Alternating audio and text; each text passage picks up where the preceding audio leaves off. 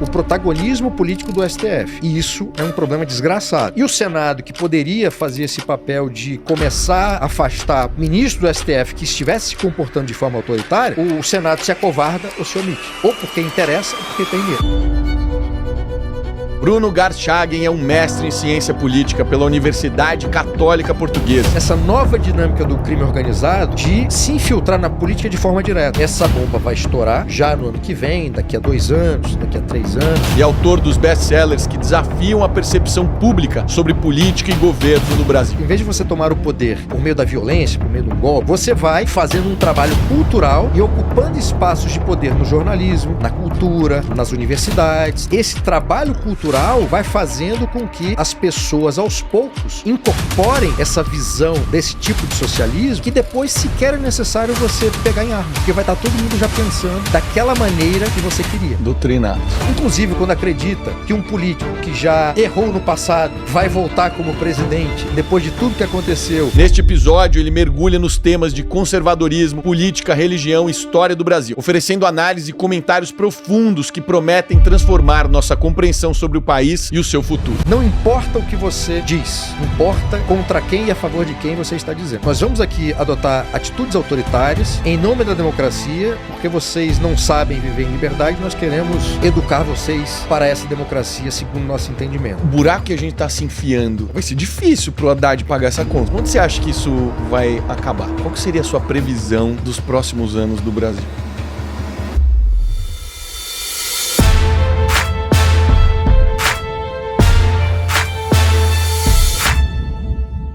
Bruno, eu queria começar com um tema que eu adoro, que é estudos, a vida intelectual. Você, para mim, é um intelectual. Você se considera um intelectual? Só quando alguém fala comigo, que aí eu lembro. Mas geralmente não, porque a minha relação com livros, ela começa tardiamente, eu comecei a ler. Eu me descobri como leitor ali por volta de 20, 21 anos. Até então eu não lia nada, cara. Até então, cara, meu negócio era surf, skate, death metal. É mesmo? Não tinha essa coisa de leitura, né? Então eu comecei a ler muito tardiamente. E como eu já fazia esporte fazia parte da minha vida, tinha uma coisa que no início me causava uma certa confusão, que era o seguinte: a maior parte dos intelectuais, pelo menos aquela imagem que a gente tinha, não só a imagem, a prática também, era difícil ter um intelectual que fazia algum esporte, cara. Verdade. Então, você tinha aquela coisa, como se a vida intelectual ela fosse completamente dissociada de uma vida de você cuidar da saúde, de você fazer qualquer coisa. E isso, para mim, sempre... Ou seja, eu era um leitor, eu gostava de estudar, mas ficava uma coisa sempre como se eu tivesse deslocado naquele papel de alguém que está iniciando uma vida intelectual. Até eu começar a conhecer a filosofia grega e a história da Grécia Antiga, que não havia dissociação alguma. Aliás, a prática de atividade física, de luta e tudo mais, era algo que os filósofos faziam. Aliás, o nome Platão não é o nome original do filósofo, né? É Platão porque ele tinha os ombros muito desenvolvidos, porque lutava, e então Platão era um apelido, né, pelo desenvolvimento físico do ombro. Então, quando eu descobri isso, que a paideia grega, todo o processo de educação na Grécia Antiga, a parte física também era importante, aí eu me encontrei, né? Aí depois fazia jiu-jitsu e tudo mais, e musculação. Você hoje pratica que esporte? Musculação e jiu-jitsu. Musculação e jiu-jitsu. Que faixa que você tá? Eu tô na faixa marrom. Pô, muito... Já tem um tempo, porque eu comecei em 1996, e sempre fui da Aliança. Continuo fazendo aliança aqui em São Paulo, com o mestre Fábio Gurgel. Só que eu treinei 1 ano e meio até 97, e eu tive que parar porque eu passei na faculdade de Direito, fazia a faculdade de Direito à noite e trabalhava durante o dia como jornalista, como repórter de um jornal local em Cachoeira de Itapemirim, no Espírito Santo, que é a minha cidade. Uhum. Então, infelizmente, eu tive que parar, não dava mais. E eu só fui retornar aos treinos em 2013, Aí eu treinei 2013 até dezembro de 2018 direto, aí eu saí da azul pra marrom. E tô penando a marrom, cara. Vamos ver se ano que vem eu consigo tirar essa preta. Esse negócio de subir de faixa muito rápida tem que tomar cuidado, né? Porque senão a galera te amassa na próxima faixa, né? Cara, mas eu sou de um tempo que só entrava e ficava psicopata no jiu-jitsu, né, cara? Né? Era muito intenso. E, cara, só tinha casca grossa, né? E a casca engrossou por necessidade. Então, mas assim, durante esse tempo que eu saí da azul pra marrom, eu treinava todos os dias, cara. Segunda, sexta, todos os dias, segunda a sexta, né? Tirando sábado e domingo. Às vezes tinha treino sábado e eu ia, mas foi uma época intensa, cara, de jiu-jitsu. É legal você comentar esse assunto do esporte e do estudo, porque ambos têm o lance da disciplina, né? De você criar aquela rotina onde você está sempre repetindo as mesmas coisas e fazendo as mesmas coisas. Como é que você lida com isso hoje na sua rotina de estudos? Eu sempre fui muito disciplinado. Então, quando eu me descobri leitor, cara, aí eu olhei para trás e falei, bom, eu tô começando aqui a ler aos 20, 21 anos, alguns dos meus ídolos intelectuais tinham começado a ler às vezes com 9 anos de idade, então tem muita coisa que eu quero ler. Aí eu comecei a acelerar. E como eu sempre fui muito disciplinado, então eu dividia muito o meu tempo, né? O tempo que eu estava trabalhando, aí nos intervalos do trabalho no jornal, eu sempre estava com livro, então eu tenho por hábito, cara, qualquer lugar que eu vou, eu tenho um livro à mão, porque se eu conseguir ler um parágrafo, eu já ganhei o tempo que eu tive. E então a disciplina para mim sempre foi muito importante. Junto com o jiu-jitsu, que também é um esporte que a disciplina é fundamental, essas duas coisas combinadas me ajudaram em tudo, na verdade. Mas assim, para quem tem uma rotina de estudos, para quem gosta de estudar, ou até mesmo para quem tem a leitura como um prazer e não exatamente como objeto de estudos, disciplina é importante, cara, porque tudo na vida, ainda mais hoje, é motivo de distração. E às vezes tem coisas que você tem que fazer. Por exemplo, dar atenção à família, não dá para se ler ao mesmo tempo. Às vezes você quer ver um filme, tudo bem. Então você tem que encaixar a leitura por prazer na sua rotina. E se for por estudos, né, necessidade profissional, intelectual, tudo mais, aí tem que ser mais intenso. Você tem muitas áreas de estudos. Você é fluente e versado em muitos temas. Como é que você organizou ao longo da sua vida os autores que você queria estudar, os assuntos que você queria estudar? Como é que você dividia isso na sua rotina, né? Por exemplo, na época que eu estudei com o professor Olavo, ele tinha vários livros abertos nas mesas, um era um tema, outro era um tema, e estudou muitos assuntos, né? Como é que foi isso para você? Quando eu me descobri leitor de literatura de ficção, romance, né? Prosa e poesia. E aí eu entrei nesse universo e comecei a ler tudo que eu podia. Como é que eu fazia essa organização? Bom, quais são os clássicos da literatura, né, do século tal, do século tal. Então eu ia pegando esses autores, inicialmente por século, e aqueles autores que tinham deixado obras consideradas clássicas, né? Então você tem desde Shakespeare até Balzac, tem Thomas Mann, no caso do Brasil, Machado de Assis, Lima Barreto. Então eu também ia pegando por países, né? Então eu fazia uma seleção e ia lendo. Inteiro, você seguia a sequência do autor, para se aprofundar no autor. Às vezes, quer dizer, eu comecei fazendo o quê? Autores diferentes, livros diferentes para conhecer períodos históricos daquele autor ou daquela literatura. Se eu gostasse muito de um autor, aí eu pegava e lia tudo desse autor. Entendi. Eu fazia essa separação. Junto com isso, eu sempre gostei de história, né? E aí eu também lia livros de história. E aí eu pegava livros de história daquele período que eu estava lendo daquele autor. Para conectar. E isso me ajudava muito porque determinados romances, né? Quer dizer, quase todos os romances desses autores clássicos, eles são retratos de uma época. Então se você pegar Shakespeare, tem um retrato da época. Se você pegar Machado de Assis, por exemplo, Esaú e Jacó, que é a história de dois irmãos gêmeos e todo o drama envolvendo o conflito entre esses dois irmãos, historicamente esse livro se passa da transição da monarquia para a república. Então, quando eu li esse livro pela primeira vez, eu falei assim, bom, tem uma história aqui que eu não conheço. Aí eu fui ler livros daquele período histórico, pegando o final da monarquia brasileira e o início da República. Quanto mais história você conhece, quem gosta de literatura, você aproveita mais. Você consegue entrar muito mais naquele universo do que se você não conhecer. É claro, você pode desfrutar como prazer de leitura, mesmo que você não conheça, porque o romance é uma obra artística.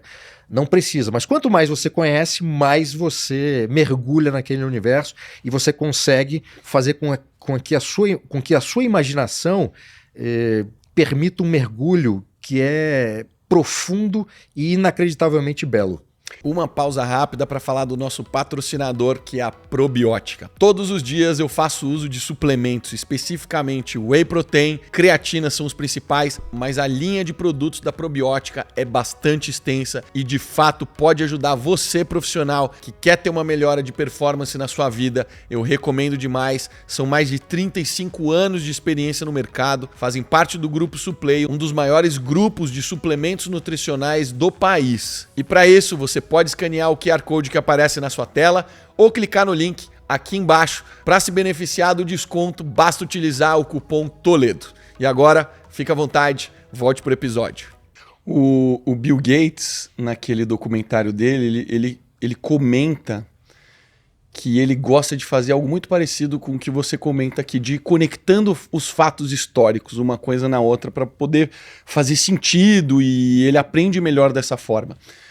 Aquele livro clássico, Como Ler Livros, ele explica que cada livro a gente lê de um jeito, né? Um livro de ficção você lê de um jeito, um livro de filosofia precisa ter mais profundidade, a questão das anotações, das notas. E aí vem eu vi que recentemente você compartilhou um conteúdo do professor Pierre Luigi, que eu acho ele maravilhoso, e ele fala muito sobre a consolidação do conhecimento, né? Como de fato a gente aprende. Quais são suas técnicas de aprendizado? Você é um professor, o fato de ensinar já te ajuda a ficar cada vez fluente naquele assunto, mas qual o processo que você aprendeu que funciona para você, para consolidar informações tão complexas? Cara, no início, quando nessa história de começar a ler, e eu estava muito acelerado e queria ler muito e de forma muito rápida, eu comecei a pesquisar quais eram as técnicas de leitura e memorização que tinham disponíveis e comecei a testar algumas, né? E eu não consegui nenhuma que atendesse o meu perfil completamente. E eu fui pegando pedaços de técnicas para construir a minha própria técnica e aquilo encaixou. Para dar um exemplo, eu só consigo ler rápido e ler, compreender e eventualmente memorizar se eu, na leitura, passar o meu dedo. Mas antes disso, eu testei com régua, eu testei com lápis. Então, várias técnicas que eu fui lendo de autores diferentes. Mas a única que funcionou para mim é ler assim, cara. Assim, passando o dedo. Eu consigo ler muito rápido. É mesmo? Tem uma técnica, por exemplo, que eu lembro que eu testei, cara, e foi um fracasso total, que era, na hora de você estar lendo um parágrafo, né, no livro, você direcionar o seu olho para cá e a sua leitura, a sua visão periférica vai completando as frases. Mas é muito difícil. Aí, esse tipo de técnica faz com que você leia o livro na coluna do meio. Uhum. E aí você consegue passar a página de forma muito rápida. O olho não varia tanto, né? Não varia tanto. E você consegue ler justamente porque o seu campo de visão é maior. Mas eu nunca consegui, cara. Foi um fracasso inacreditável. O que funcionou para mim foi assim. Até hoje? Até hoje. O que eu faço além disso? Grifo, eu rabisco meus livros são todos Não tem zoados. dó? Não tenho dó nenhuma. Aliás, a primeira coisa que eu faço quando eu compro um livro é quebrar a lombada. Você jura? Quebro tudo, cara, porque um negócio que eu odeio é o livro ficar fechando. Eu também não gosto. E aí, cara, na hora eu pego já o livro, já quebro as lombadas, então o livro fica bonitinho, aberto na mesa. Quando eu tô sentado também, ele fica aberto. Então, o meu livro é livro mesmo de quem gosta de livro, gosta de pegar. De quem? E aí eu sublinho aquilo que é mais importante, sublinho palavras que às vezes eu não sei, para poder ver depois, eu não quero parar a leitura, aí eu sublinho e rabisco. Frases, eu coloco interrogação, coloco exclamação, e meus livros são assim. Além disso, se é um livro de estudo que eu preciso ter uma compreensão maior, mais aprofundada, eu uso um bloquinho como esse aqui, um caderno, ao lado, e com a caneta eu vou anotando trechos. E quando eu quero fixar bem, eu reescrevo inteiro um parágrafo que me interessa especificamente, reescrevo com as minhas palavras, para que esse ato de reescrever eu consiga ter uma compreensão mais aprofundada daquilo e ao mesmo tempo eu consigo decorar. Entendi. Você prepara aulas dos assuntos que você gosta, de algo que você vai querer ensinar para alguém? Sempre. Sempre? Seja palestra, seja aula, eu sempre faço isso. E tento fazer essas conexões que você mencionou entre, por exemplo, literatura, história, política, filosofia. Eu estou sempre tentando fazer isso. E os autores que fazem isso são autores que eu adoro. Por exemplo, eu estou lendo um livro agora de ensaios de um escritor austríaco chamado Stefan Zweig, que morou no Brasil, inclusive, e desgraçadamente se matou no Brasil. Nossa. E ele é autor de um livro que muita gente não conhece, mas que repete o tempo inteiro, né? Até como maldição, que é Brasil, País do Futuro. Ele era encantado pelo Brasil, apaixonado pelo Brasil, e criou esse título. E essa ideia do Brasil, País do Futuro é uma coisa que a gente... Hoje pouco se fala disso. Verdade. Mas na minha infância e adolescência era um negócio muito presente, né? O Brasil, País do Futuro Eu e sempre tal. escutei isso. E o futuro que nunca chega, né? Mas, enfim, essa é uma discussão que a gente pode ter depois. Sim. Mas um dos ensaios desse livro é sobre o escritor francês Balzac. E ele está falando da comédia humana, que é uma série de livros que o Balzac escreveu, e depois ele deu um nome chamado A Comédia Humana, que é um puta de um título. E o que ele está falando nesse ensaio, num trecho do ensaio, é um negócio, cara, extraordinário, que ele diz o seguinte: olha, os personagens da comédia humana, ou parte deles, mostra de uma forma muito profunda como a política acaba mudando os modos de vida de comunidades que às vezes estão distantes do poder. E ele dá o exemplo de Napoleão. Quando Napoleão ascende ao poder e exerce o poder daquela forma, isso transmitiu uma informação para o interior da França, né, porque Paris era óbvio, e os jovens, já imersos nessa cultura que eu vou chamar napoleônica, passaram a ter uma compreensão da vida diferente dos pais. Então já não queriam mais, por exemplo, continuar naqueles lugares. Uhum. Não queriam continuar a atividade econômica dos pais, ser um agricultor, por exemplo. Então parte dessa juventude passou a ter como horizonte ir para Paris, estar no centro do poder e, eventualmente, ter uma ambição por poder. Uhum. Então você vê como é que a história ela é incorporada por um escritor, no caso do Balzac, que cria uma galeria de personagens fabulosa, e esses personagens retratam o espírito de uma época, e como Stefan Zweig depois vai analisar isso e mostrar o impacto da política e do poder político na vida das comunidades. Uhum. Você menciona o Brasil do futuro. A gente já foi o Brasil, o país do futuro? Onde que a gente se perdeu? Bom, a primeira coisa que eu penso quando falo assim, Brasil, país do futuro, é a mesma coisa quando eu penso quando alguém me pergunta a respeito, dá para ter esperança na política, ou dá para ter esperança no Brasil? Qual é o problema disso? É que a gente assume uma atitude muito passiva em relação à nossa própria vida e em relação àquilo que a gente pode fazer para interferir de forma positiva nos rumos do nosso país. Então, assim, me desagrada profundamente quando se fala de esperança. Podemos ter esperança? Cara, não tem que ter esperança, tem que trabalhar. Pô. Se você não trabalhar, as coisas não vão acontecer. E no caso do Brasil, país do futuro, o que acontece? Bom, como é do futuro, eu não estou pensando naquilo que eu devo fazer para que esse futuro venha. E pior, eu não estou preocupado com o presente. Assim, não existe futuro se o presente não for construído, cara. E aí o tempo vai passando, o futuro não chega, né? Aquela expectativa acaba sendo frustrada, aí a pessoa não fez nada e começa a olhar a própria história e a história do país e fala, não tem jeito mesmo, o Brasil é assim mesmo, né? O brasileiro é isso. Que é outra coisa também esquisita da nossa cultura, né? A gente está sempre falando mal do brasileiro como se o brasileiro sempre fosse o outro, né? A gente não se inclui nessa conta. Não assume a responsabilidade. Então, assim, a equação é muito simples, né? Se a gente não cuidar do presente, não existe futuro virtuoso. Acabou. A gente vive um cenário muito confuso político, né? Hoje em dia, assim. E eu confesso que eu sou extremamente cético pelo que eu assisto.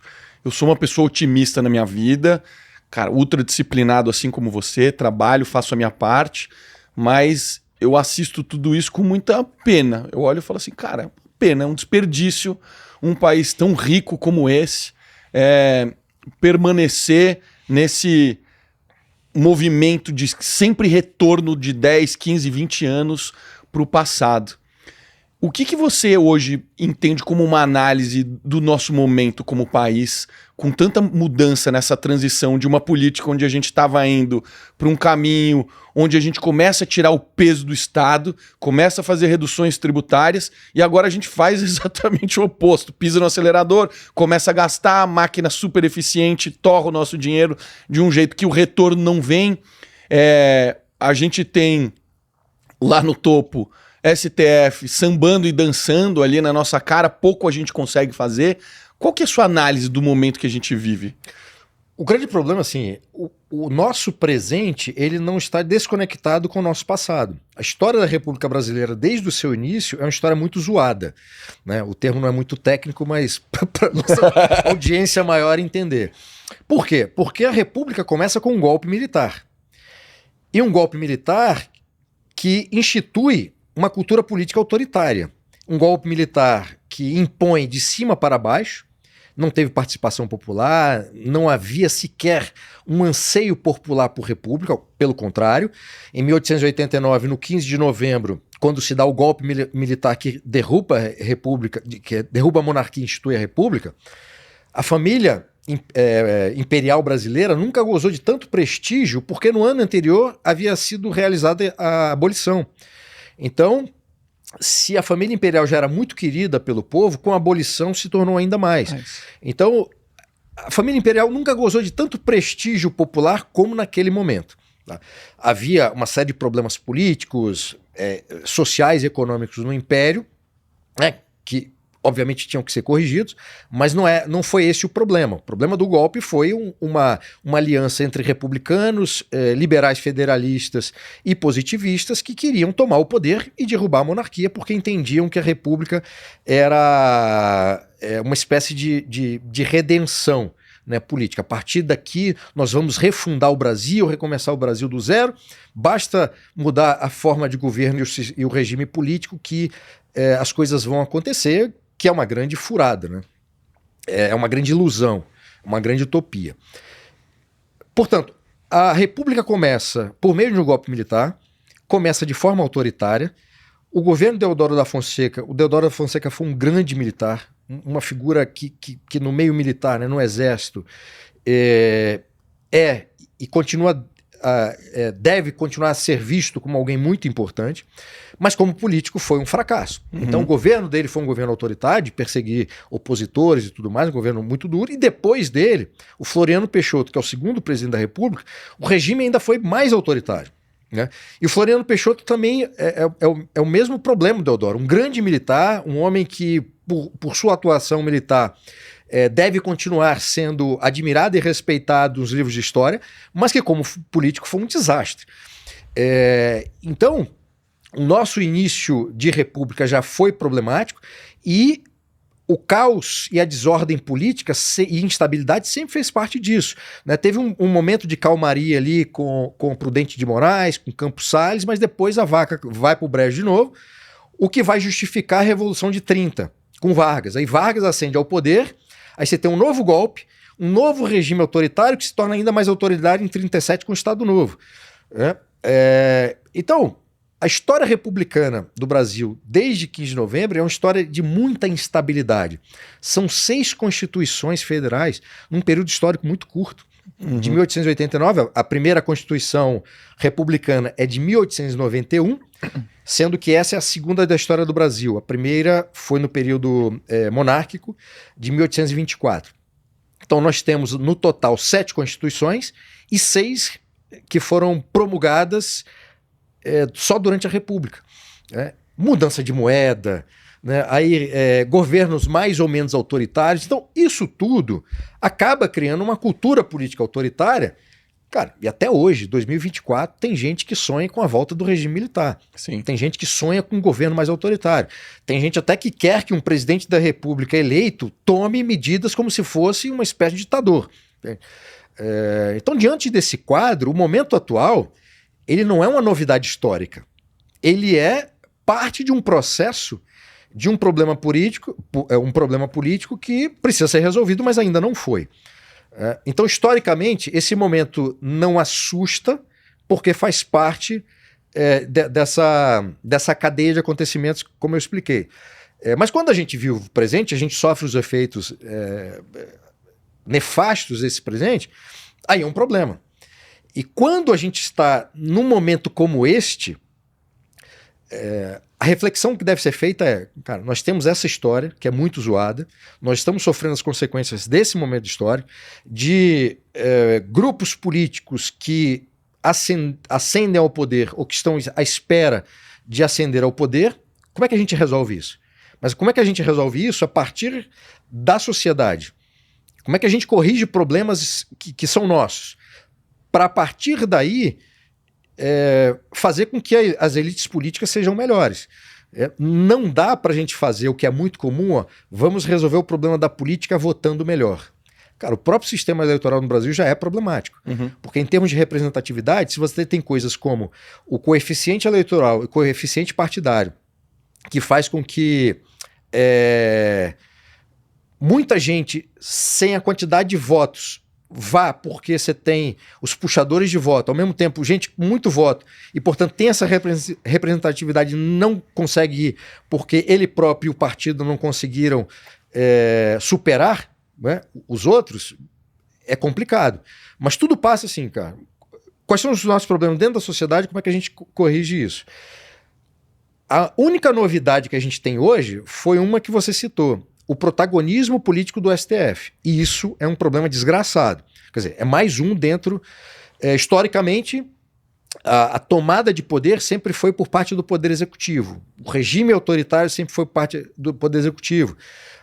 Os atos e falas autoritárias sempre foram por parte daquele que chefiava o Poder Executivo com leniência ou apoio direto do Congresso Nacional. O que nós temos já há alguns anos é esse posicionamento e essas atitudes políticas por parte do STF. E aí é um problema muito sério, talvez até maior do que no caso do Poder Executivo, porque não há uma instância superior ao STF para poder enquadrar o STF. E o Senado, que poderia fazer esse papel de começar a afastar pelo processo de impeachment ministro do STF que estivesse se comportando de forma autoritária, o Senado se acovarda ou se omite. Ou porque interessa ou porque tem medo. E isso não pode, né? Muitas pessoas afirmam assim com uma convicção de que o Brasil nunca vai ser uma Venezuela e tal. E eu nunca escutei argumentos que me convencesse disso. Porque a história está se repetindo de certa forma, o que aconteceu lá e o que acontece aqui. E eu acho que aqui tem um agravante muito importante, que é os grupos criminosos, especialmente PCC, que se tornou uma potência gigantesca. A gente sabe da força que eles têm, a gente muito informalmente entende em quais esferas eles estão, e são praticamente todas, financiam muitas coisas. Como é que a gente dá leitura nisso, para a gente entender como é que a gente desenrola isso? Porque tem muito conflito de interesse. É verdade. Bom, são dois assuntos. O primeiro, eu sou um daqueles que sempre que me perguntava, o Brasil vai virar Venezuela? Eu acho que não, porque as nossas histórias políticas e culturais são muito distintas. A forma mais correta de analisar o nosso momento e para onde nós podemos ir se piorar a situação é com base na nossa própria história. Nós já tivemos regime militar, nós já tivemos Getúlio Vargas, nós já tivemos Floriano Peixoto. E nós temos hoje o STF. Então, quando você olha um outro país que está acontecendo, enfim, toda aquela situação dramática na Venezuela e tenta importar isso, eu acho que é uma forma inadequada de ler a nossa própria história. Porque nós temos as nossas próprias desgraças, entende? Então a gente não precisa ficar importando problemas dos outros. Os nossos problemas já são graves o suficiente. E quando a gente não olha a nossa própria história, o que aconteceu na nossa história, a gente sequer consegue fazer uma leitura adequada do momento presente e não consegue também pensar em soluções baseadas na nossa própria história. E isso é um erro, Porque se a gente está pensando em Venezuela, a gente vai pensar num problema a ser resolvido na Venezuela, e não nos nossos. Entende? E por isso que é fundamental a gente conhecer a nossa própria história. Porque se o nosso horizonte histórico é curto, a gente não vai entender o que está acontecendo agora e sequer vai conseguir pensar em soluções adequadas para o momento presente. Só fazendo uma adendo, tem aquela frase que eu adoro, que eu nunca lembro de quem é, que é: aprendemos uma coisa com a história, não aprendemos com a história. É isso, né? Isso é o mais comum, cara. Isso é o mais comum. E, desgraçadamente. Então, o caso da Venezuela, a minha leitura que eu faço de não ficar comparando com a Venezuela é por esse conjunto de razões. Outra questão que eu estava falando um pouco da força que tem por detrás dos grupos criminosos brasileiros. Sim, cara. Ontem eu estava, não sei quando é que a nossa entrevista vai lá, mas enfim, ontem vai ser sempre ontem. Eu estava fazendo uma pesquisa para um vídeo que eu vou fazer no meu Instagram, falando justamente dessa nova dinâmica do crime organizado, que já vem de alguns anos, mas está aumentando, de se infiltrar na política de forma direta. Porque o que aconteceu no passado não era esses grupos criminosos entrarem na política, era aliciarem os políticos, por meio de corrupção, presente, ameaça e tudo mais. A gente está vivendo um outro momento agora, isso já está acontecendo. As notícias que eu li ontem, justamente, Comando Vermelho no Rio de Janeiro e PCC em São Paulo financiando candidatos. Isso. E isso começa a mudar o mapa eleitoral de vários lugares. Então, numa cidade grande como São Paulo, começa a mudar o mapa eleitoral dos bairros, das regiões, aí começa a mudar o mapa eleitoral do interior, e como é uma coisa que não aparece, futuramente, se isso não for interrompido, a gente não vai saber, no parlamento, municipal, estadual, federal, quem é e quem não é. E ao mesmo tempo a gente já tem muito bandido lá, processados por vários outros crimes, que não fazem parte do crime organizado, mas que já são ou bandidos condenados, que já cumpriram eventualmente pena, ou estão sendo processados, ou que não foram processados porque o crime prescreveu. Cara, eu realmente, hoje, como é uma coisa nova, eu comecei a pensar nisso recentemente, eu não sei como resolver essa equação. Porque o drama atual é o seguinte: as instituições políticas, junto com as polícias, não conseguem resolver o problema do crime organizado, não conseguem combater adequadamente. Quando o crime organizado não combatido adequadamente, continuando a existir, portanto, também entra na política, aí como é que vai combater o crime organizado fora e dentro da política? É uma loucura. Eu estava no Rio de Janeiro esse final de semana, peguei um táxi com um idoso que tem mais de 60 anos de táxi. Ele é português e veio para o Brasil, me contou a história lá do Frank Sinatra, que inaugurou o hotel que eu estava e tal, e contou um monte de história. E eu fiquei muito impressionado com ele contando que as milícias hoje cobram para você entrar de carro dentro daquelas regiões que são deles. Isso é o menor dos problemas, mas a gente começa a ver que existe uma extrapolação em todas as esferas. E a questão aqui para mim não é que a gente não tem condição de resolver esse problema, é que quando chega num STF, ele fala assim: a partir de agora não pode entrar, a polícia não entra mais no morro. Pronto, então você fica protegido, se tornou um ambiente seguro a partir do momento que a gente começa a implantar essas regras. Ou seja, a gente começa a proteger quem deveria ser combatido. Só que a gente tem uma competição desleal, porque é um grupo que não recolhe imposto, então cresce muito mais rápido, enquanto a gente está com a carga tributária lá em cima e a gente não consegue competir com isso daqui. Então a competição fica muito desleal, porque eles têm uma força brutal. E há 20 anos atrás, saiu uma matéria que já dizia que o PCC era a 8ª maior empresa do Brasil. Na época do Lula, primeira gestão do Lula, que as montadoras de automóveis estavam gigantescas no país, o PCC estava à frente da Volkswagen. Nossa, o tamanho desse negócio, assim. Aí o ponto aqui fica complicado, de fato, da gente encontrar uma solução para resolver isso, né? E a pergunta que eu fico também é: quantas dessas pessoas que estão no ambiente político tomando as decisões que estão tomando, não de fato estão por detrás desses grupos, né? Pois é, esse é o problema, né? Hoje a gente não consegue saber, sendo que no momento atual, essas dimensões ainda estão separadas, né? Ou pelo menos supostamente separadas. Mas a gente não pode ser ingênuo de não achar que o crime organizado já não tenha representantes, já não tenha representantes em todas as esferas de poder. E que esses caras estejam tomando decisões no Poder Executivo, Legislativo e Judiciário em razão desse vínculo. Uhum. É uma desgraça. Agora, se isso piorar... Pois é. É complicado, cara. É um negócio que pra mim é assustador. É assustador. Pra mim também. Pra mim, me parece ser um dos grandes problemas aqui da equação. Porque se a gente, de fato, assim, quando a gente olha pra democracia, eu não sei qual que é a sua opinião. Na sua opinião, democracia funciona? Cara, depende... A gente tem que... Por aquilo que se entende por democracia. É isso aí. O que deveria ser a democracia, né? Ou o que efetivamente é, né? Porque você tem um conceito de democracia liberal, que geralmente é essa que se fala, se elogia, e que é um tipo de democracia que garante eleições livres, a oposição legalizada, podendo atuar livremente, não é o caso da Venezuela, por exemplo. Você tem instituições que funcionam de forma adequada, mesmo com os problemas.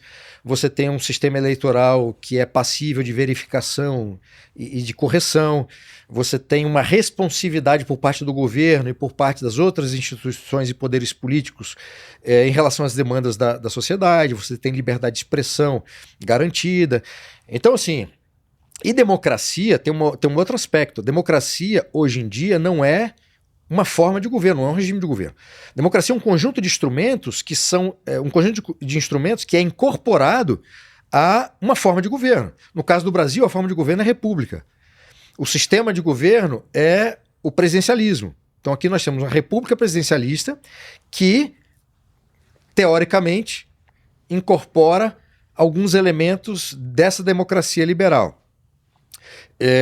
A Inglaterra como forma de governo é uma monarquia e como sistema de governo é um parlamentarismo, né? Portugal é uma república parlamentar. Então você tem um primeiro-ministro e um presidente da república que são eleitos em eleições diferentes. Então, nesses países do Ocidente, a democracia não é uma forma de governo, é um conjunto de instrumentos que é incorporado às formas existentes de governo. Portanto, toda vez que se fala em democracia, parece que é uma coisa separada e parece que não existe uma forma de governo. Então, assim, se a forma de governo é inadequada para aquele país ou está sendo conduzida de forma errada, não adianta você ter um conjunto de instrumentos democráticos, porque ele vai ser incorporado de uma forma errada. E muitas vezes usado contra a sociedade. E os políticos, no caso do Brasil, claramente, STF e tudo mais, vão usar o termo democracia quase que para dizer o seguinte, quase não, é exatamente isso que eles estão dizendo. Nós vamos aqui adotar atitudes autoritárias em nome da democracia, porque vocês não sabem viver em liberdade, nós queremos educar vocês para essa democracia segundo nosso entendimento. Então, é preciso primeiro identificar o que a gente está falando como democracia para depois ter essa conversa. Porque tem democracia na perspectiva marxista, você tem democracia na visão antiga. Então, a democracia na Grécia Antiga era um modelo, e foram eles que criaram, os gregos, era um modelo completamente diferente do que nós entendemos por democracia liberal hoje.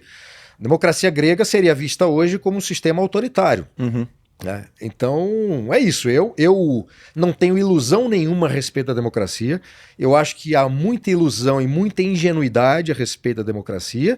E não adianta nada você ter um conjunto de elementos que formam a democracia se a cultura política do país for uma cultura política autoritária. Porque os instrumentos serão corrompidos por essa cultura política autoritária. E a nossa cultura política no Brasil é autoritária. Total. O que me preocupa no processo democrático brasileiro é que a gente coloca o poder, e aí a gente calibra aqui, porque os instrumentos podem estar corrompidos, nas mãos da população que é muito mal instruída, e obviamente que a narrativa de um espectro político é maravilhoso, mas que nunca se tornou realidade. Então, quando a gente transfere essa responsabilidade para uma população não educada, me parece que as decisões sempre estarão erradas. Porque o discurso de um lado é super dolorido, porque, cara, a gente precisa apertar o Estado, a gente precisa se tornar eficiente, e isso significa não prometer coisas. Pelo contrário, a gente precisa apertar o cinto para que a gente faça a economia girar como quando ela gira, quando a gente está flexibilizando as coisas, né? Exato, cara. E assim, se os incentivos que existem, muitos deles provocados pela própria política, são negativos, o resultado vai ser negativo.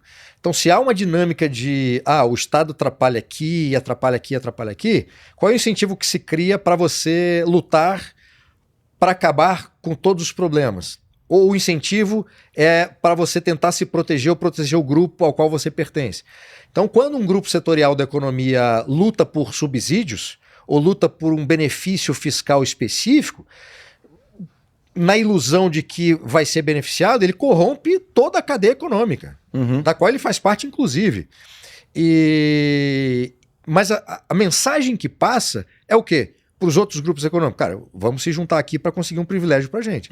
Em vez de lutar para acabar com as distorções. Né? Então, quando está entrando, por exemplo, anos atrás, né, começou a entrar carro importado do Brasil, montadoras não sediadas aqui. O que as montadoras sediadas aqui fizeram? Se juntaram para ou aumentar imposto de importação, mas prejudicar os carros mais bonitos, mais tecnológicos, que estavam chegando mais baratos do que os que eram produzidos aqui no Brasil. Em vez de chegar, bom, se está entrando esses carros aqui com um benefício que eu não tenho, eu vou lutar para que o governo derrube esses obstáculos e eu possa concorrer com esses carros. E, eventualmente, fazer até com que esse incentivo positivo faça com que essas montadoras que estão fora do Brasil hoje venham para cá. E aí toda a cadeia é beneficiada por isso. Mesma coisa a discussão táxi versus Uber. Os taxistas entraram na mesma estrutura mental. Ou seja, o Uber está chegando, né, carros melhores, mais baratos, não sei o que. Eu, em vez de lutar para ter o mesmo benefício do Uber, eu vou lutar para manter as dificuldades que eu tenho e prejudicar o Uber. E os caras mais ou menos que entenderam, né? Até agora, hoje em dia, pelo menos em São Paulo e outras cidades, você consegue chamar táxi pelo Uber. Então, cara, você vê que coisa doida. Eu só tô andando de táxi hoje em dia. Só? Porque os táxis são melhores do que o Uber. É verdade. O Uber zoou tanto, né? É verdade. Em termos de qualidade. Mas enfim, cara, esse é o cenário que se apresenta.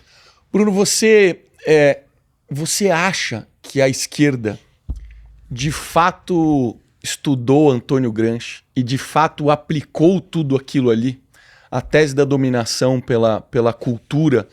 Porque de fato isso ocorreu, mas isso foi planejado?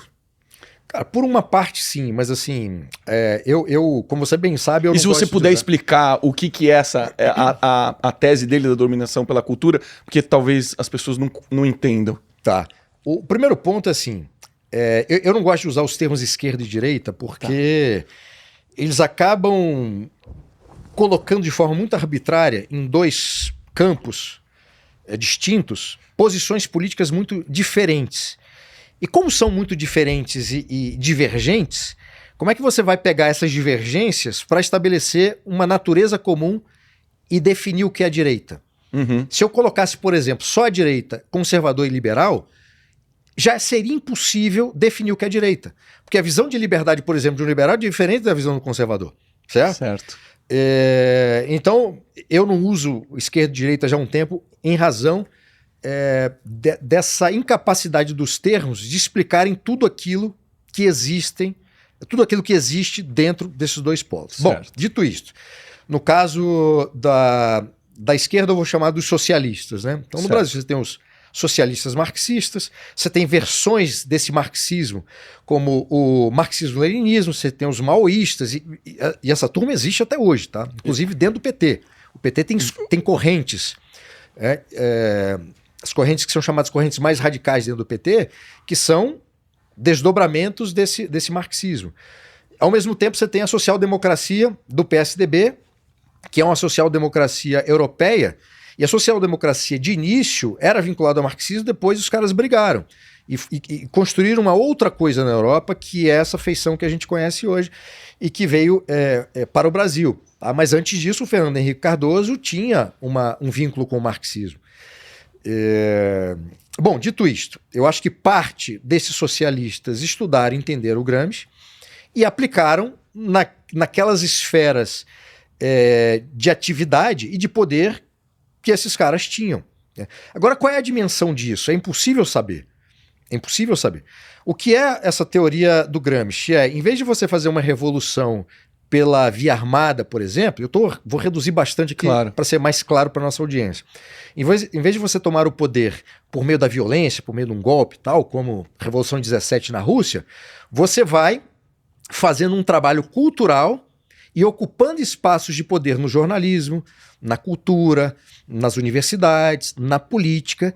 E esse trabalho cultural vai fazendo com que as pessoas, aos poucos, incorporem essa visão desse tipo de socialismo, que depois sequer é necessário você pegar em armas. Porque vai estar todo mundo já pensando daquela maneira que você queria. Doutrinado. Então, a discussão sobre doutrinação ideológica nas escolas, nas universidades, passa por não só por Gramsci, mas passa, em termos de dominação cultural, por essa ideia, tá? Ou por esse projeto de poder. Agora, qual é a dimensão disso? Cara, é impossível saber. Porque quando a gente olha de fora e vê o que aconteceu com os socialistas no Brasil, como eles ascenderam ao poder, como fizeram esse trabalho cultural, é muito fácil você jogar a culpa só no Gramsci. Mas tem muita gente que veio antes do Gramsci, né? A atividade dos comunistas no Brasil já vem desde o início da República, né?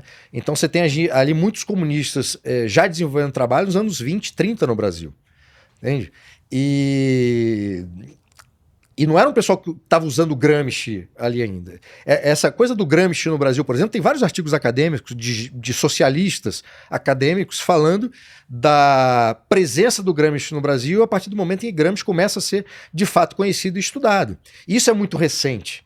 Então não dá para jogar tudo na conta do Gramsci, embora a gente olhando de fora pareça que o Gramsci está em tudo. Verdade. E muitos acadêmicos socialistas inclusive fazendo observações no seguinte sentido: seria muito bom se o Gramsci tivesse toda essa penetração que se acha, né? Mesma coisa do Paulo Freire. Eu li vários artigos acadêmicos de acadêmicos socialistas que deixavam muito claro ali nos textos a admiração pelo Paulo Freire, e a reclamação era justamente que as faculdades de pedagogia não estavam dando a devida atenção à pedagogia do Paulo Freire. E uma reclamação, tem vários artigos acadêmicos fazendo a mesma reclamação, dizendo, olha, nas universidades americanas, o Paulo Freire é muito mais estudado que no Brasil. Porque o grande problema é que às vezes esses nomes eles entram na discussão pública e ficam parecendo que eles são maiores do que são. Uhum. Eu não estou aqui negando os problemas que existem a partir do uso desses autores. Claro. O que eu estou tentando é dar a devida dimensão a eles e da posição dos próprios socialistas, né? Sim. O impacto, né? Você está falando o impacto da gente chegar onde a gente chegou, não teve um peso não foi um peso totalitário dele, tiveram várias outras influências. Exatamente. É isso que você está querendo dizer. Um conjunto de razões que explicam. Então não dá para achar que tudo foi Gramsci, que tudo foi Paulo Freire. Não é isso. Há muitos autores que foram responsáveis, por exemplo, para desgraça completa que é o sistema de ensino no Brasil. Cara, realmente, assim, é triste a gente ver que todos os professores têm um discurso unilateral. Praticamente todos os jornalistas, estou generalizando aqui, obviamente que tem exceções, mas a via de comunicação que instrui, que atualiza as pessoas é um problema, porque todo mundo é unilateral. Eu vi recentemente um corte do Pablo Marçal que eu achei muito legal. Ele estava com um monte de jornalistas e ele falou, galera, vamos conversar de verdade aqui? Cara, vocês deveriam dar os fatos. Hoje vocês dão opinião, e de um lado só. E ele começa a tocar com muita força em todos esses problemas de que qual a importância do jornalista? É fundamental, desde que a gente dê a realidade dos fatos para as pessoas e não fique só jogando para um lado como a gente está vivendo.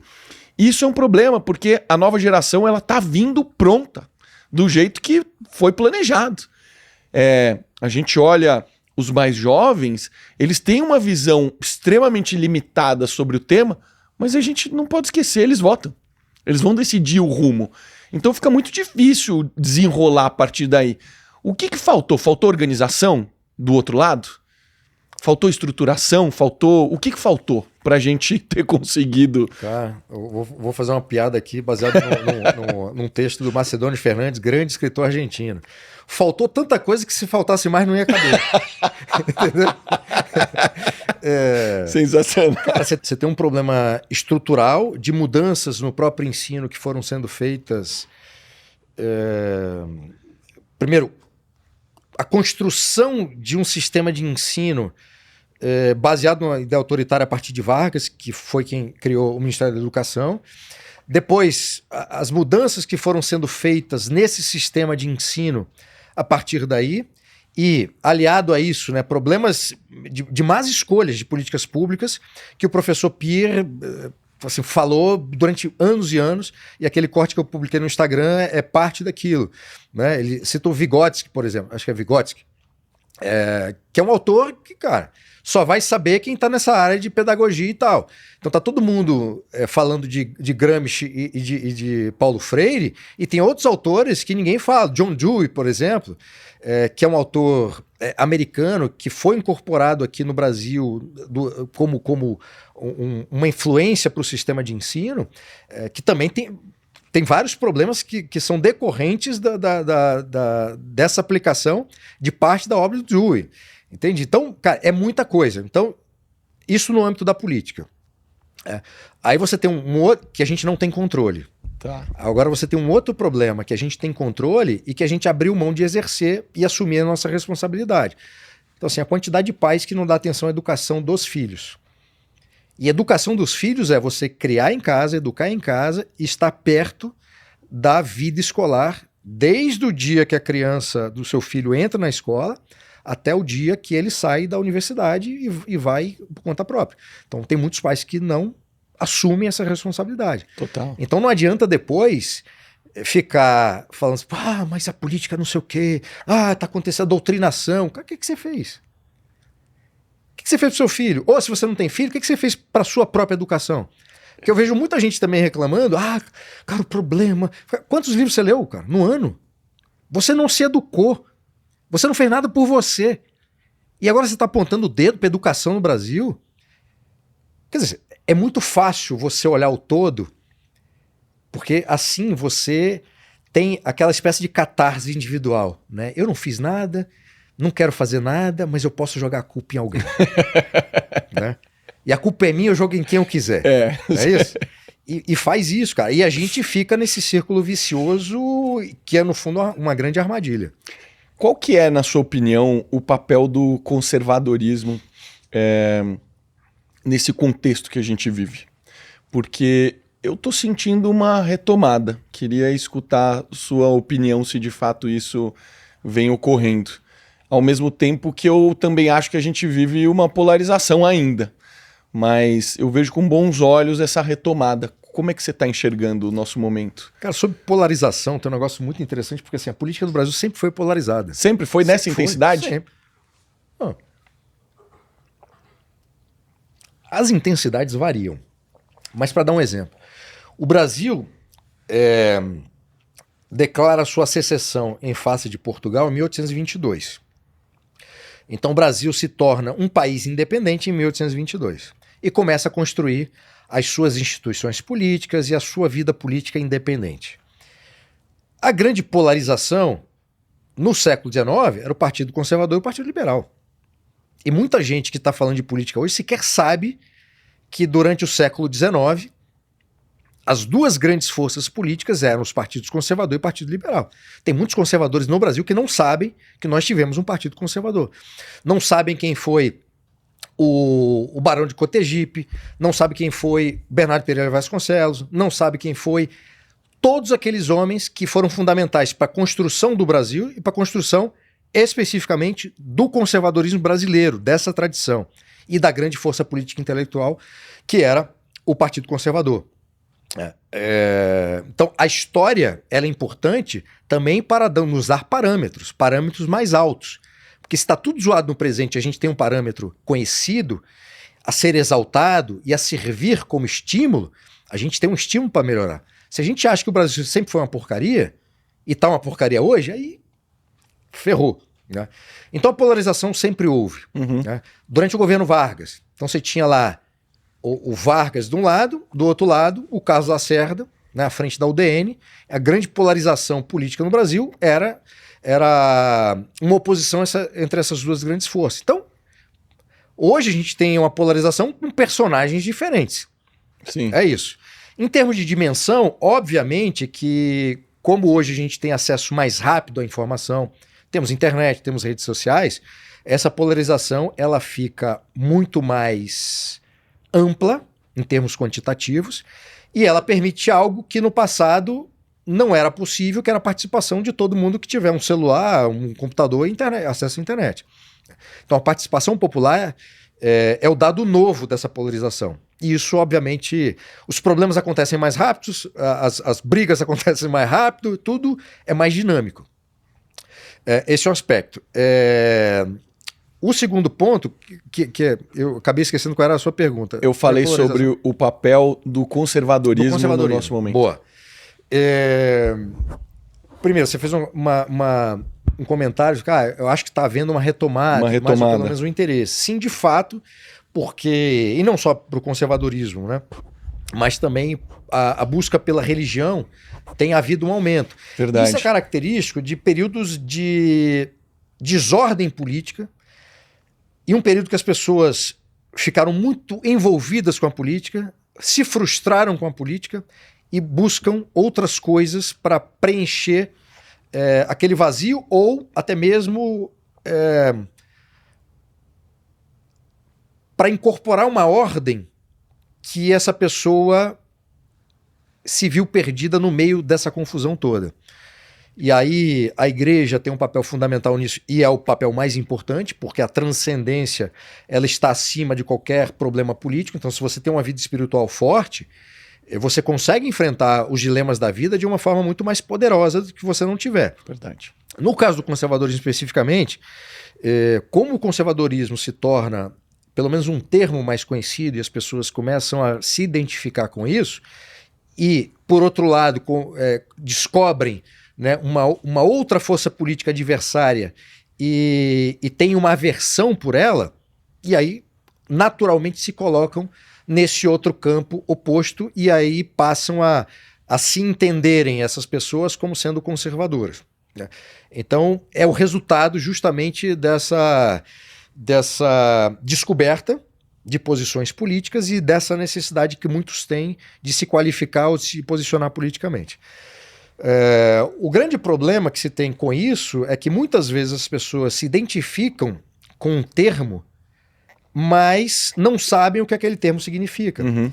E aí vai para caricatura às vezes, ou vai para um conjunto de valores que podem e são identificados com o conservadorismo, mas que outras posições políticas também podem defender aquilo.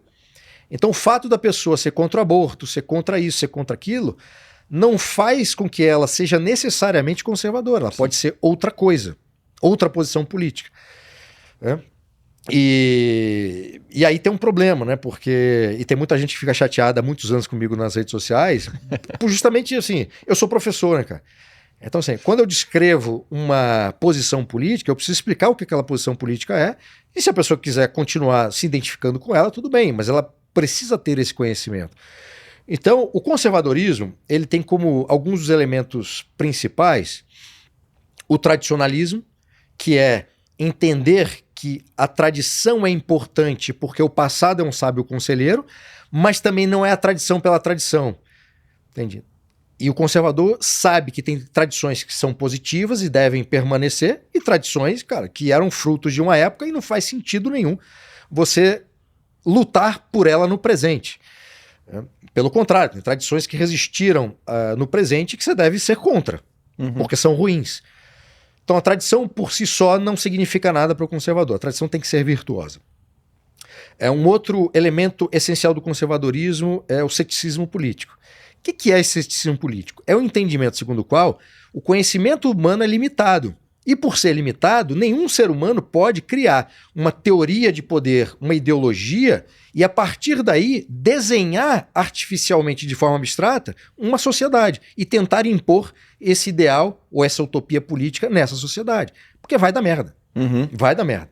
E as grandes utopias políticas do século XX, como o socialismo, por exemplo, são resultado desse desenho intelectual abstrato que se tentou implantar. E não só. Então, esse entendimento da limitação do conhecimento humano faz com que o conservador seja muito desconfiado em relação a essas grandes teorias de sociedade, de projetos de poder político. Então ele se torna um desconfiado, um cético em relação a essas dimensões ideológicas de projetos de poder, com fundamento nesse entendimento da limitação do ser humano de conhecer tudo. Um outro elemento fundamental do conservadorismo, que é a prudência, mas a prudência no sentido aristotélico, ou seja, o meio tem que ser tão virtuoso quanto o fim, e o fim, obviamente, tem que ser virtuoso. Então, o conservador não está disposto a fazer qualquer coisa em nome de algo maior, algo que ele acredita, não. Se os instrumentos estiverem corrompidos, não adianta. Não justifica. Não justifica. Então, essa prudência aristotélica, que vem da ideia de sabedoria prática, é isso. Então, você quer ser conservador? A sua visão de mundo tem que passar também por aí. Então, quando você se declara contra algo ou a favor de algo, a sua leitura da realidade tem que ser baseada nesses fundamentos. Você lançou no ano passado um livro sobre conservadorismo. Qual foi sua intenção com esse livro? O que você queria... Qual o impacto que você queria gerar? Cara, esse livro, que foi um convite da editora O Mínimo, que tem uma coleção, enfim, é um mínimo sobre vários assuntos, então um mínimo sobre conservadorismo. A minha ideia era pegar todas essas questões que eu vim explicando nas redes sociais e que, obviamente, na dinâmica de redes sociais isso acaba se perdendo, eu queria colocar nesse livro, um livro bastante curto, bastante objetivo, bastante direto. Então, primeiro, explicar o que era o conservadorismo longe dessas caricaturas, né? A partir do seu conceito, a partir dos seus elementos e a partir da sua prática política, porque no conservadorismo não há uma dissociação entre teoria e prática. Então falar assim, não, isso na teoria é muito bonito, mas na prática, que é uma coisa que eu ouço de forma regular, né? Quando eu falo alguma coisa da visão conservadora. Eu falei, não, cara, não há essa dissociação. Teoria e prática no conservadorismo são irmãs gêmeas, não são dissociadas. Então, quando algo está na teoria conservadora, é porque na prática ela já foi testada. A teoria, ela é uma tentativa de revelar de forma estruturada aquilo que o conservador já testou. Por isso que não há essa dissociação. Uma outra coisa que eu tinha ali como objetivo, além de explicar o que é o conservadorismo, era trazer para um público mais amplo a nossa tradição conservadora brasileira, que ninguém conhece. Então ali eu explico, de forma muito resumida, obviamente, que existiu essa tradição, quem eram os grandes nomes dessa tradição conservadora, como o Visconde do Rio Branco, e quais eram as ideias defendidas por essa tradição. E disse mais no livro, que qualquer conservadorismo brasileiro, qualquer conservador brasileiro tem que se pautar nessa tradição para se dizer conservador. Porque senão você está sendo anticonservador. Se você não está respeitando a sua própria tradição conservadora para se qualificar como conservador e para, obviamente, atualizar, mas para entender o presente de acordo com esses grandes temas permanentes, não há conservadorismo. Você mencionou agora há pouco, você falou algumas vezes a palavra virtude. E eu acho que a gente vive valores muito invertidos nesse momento em relação à virtude, porque a busca pela virtude, onde você se torna competente em algum ofício, a gente começa a ver uma série de críticas de pessoas, por exemplo, o empresário brasileiro. Ultra criticado, é o malvado, sendo que é o que de fato produz riqueza, que recolhe impostos e etc.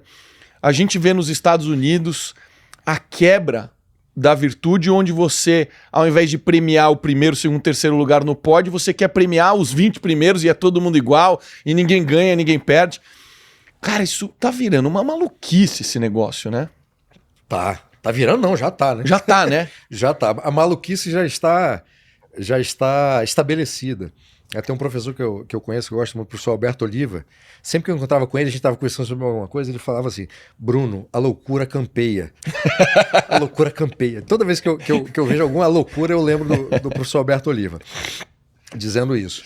Mas eu acho que a gente está vivendo um momento histórico de transição, como aconteceu no passado em vários períodos históricos distintos. E faz parte desse momento de transição, de mudança, tá? Desordem, de várias ordens. Um pouco de caos. Você tem o caos na política, você tem o caos na sociedade, você tem grupos que se aproveitam desse caos, você tem grupos que criaram esse caos.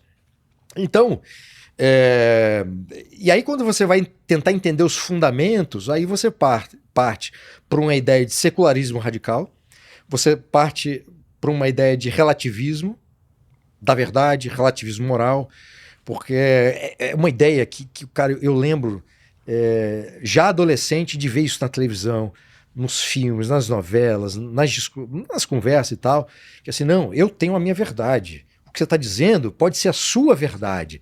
Eu falei, cara, mas se todo mundo tem uma verdade, quer dizer, o que nos une, né? A verdade é relativa. Cara, mas para você afirmar que a verdade é relativa, você está caindo em contradição, né? Porque a sua afirmação é absoluta. Porque se não for, se a verdade for relativa, o que você está afirmando está errado. A sua afirmação é relativa. Então não tem conversa, entende? Então o relativismo moral, cara, todo mundo pode fazer o que quiser. Não, violão. Não pode, cara. Não pode fazer o que quiser. Porque senão o tecido social ele é completamente esgarçado até ser destruído. Você não pode fazer o que você quer. Eu tenho a minha liberdade. Tudo bem, você tem a sua liberdade, mas a sua liberdade ela está condicionada não nem a lei, primeiramente. A sua liberdade está condicionada à sua existência no lugar onde você vive e convive com as outras pessoas. Uhum. Você não pode exercer a sua liberdade de forma absoluta. Jamais. Aliás, faz parte de qualquer conduta civilizada, faz parte de ser civilizado, faz parte de construir uma sociedade civilizada, você ser uma espécie de ditador de si próprio, sempre controlando as suas próprias paixões, para que você não deixe que os seus desejos, em nome da liberdade, sobreponham a qualquer outra coisa. Sensacional. Porque senão você provoca todo tipo de desordem, como está acontecendo agora. Quais são os grupos que, historicamente, né, desde os anos 60, vamos pegar um período histórico, está defendendo assim, amor livre, você faz o que você quiser, e é o desdobramento disso tudo. Eu tava conversando com um cara de branding aqui, e ele falou um negócio muito interessante para mim, porque a gente estava falando sobre um pouco de cancelamento, de movimento dessas mensagens nas redes sociais e tal. E ele trabalha muito em gestão de crise, né? Às vezes alguém entra em crise, uma marca está sendo cancelada e etc. E ele falou assim, cara, você sabe quantos % representa o Twitter no Brasil? Aí ele pega e fala assim, cara, é 6%. Não é porque você tá trending topics ali no Twitter que isso virou um negócio, que todo mundo viu isso. Não. Então aquele lance que a gente já escutou diversas vezes das minorias barulhentas, que defendem posições com muita convicção, com muito barulho, com muita repetição, às vezes a gente acha que é um negócio massivo, mas não é massivo, né? E isso às vezes assusta um pouco a gente. Eu já passei, não sei se já você que é super público e deve ter passado por isso muitas vezes, eu não sei se você já sentiu isso, assim. Eu já caí nessa, de falar, caramba, tô sendo cancelado. Aí daqui a pouco eu olho e falo, cara, não é bem assim. Foi uma parcela muito pequena das pessoas que me seguem que falam isso. É que às vezes você não tem outro lado te defendendo. Então você está sendo massacrado unilateral e o outro partido não está. Qual a sua leitura sobre isso? Cara, isso é muito interessante, porque, bom, eu acho que todo mundo que está na rede social em algum momento foi ou tentou ser cancelado, né? A forma como você lida com isso, eu acho que é o fundamental.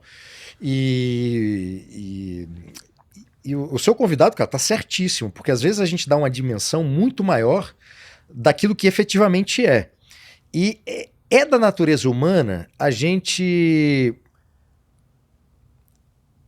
tomar como garantido, digamos assim, os elogios, o apoio e tudo mais, quando vem uma coisa, às vezes você...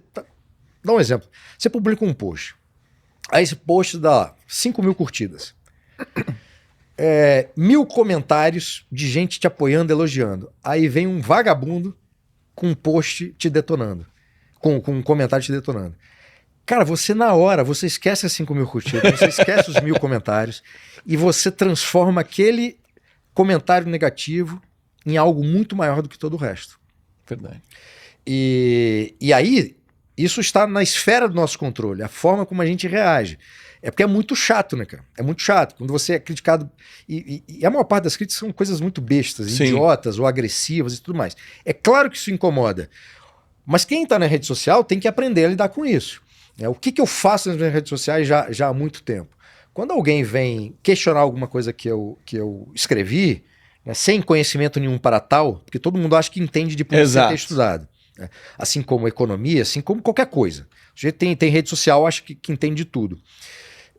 Se a pessoa vem, faz uma crítica, mas é educada, tá em dúvida, faz uma coisa, eu deixo lá, não tem problema, e respondo.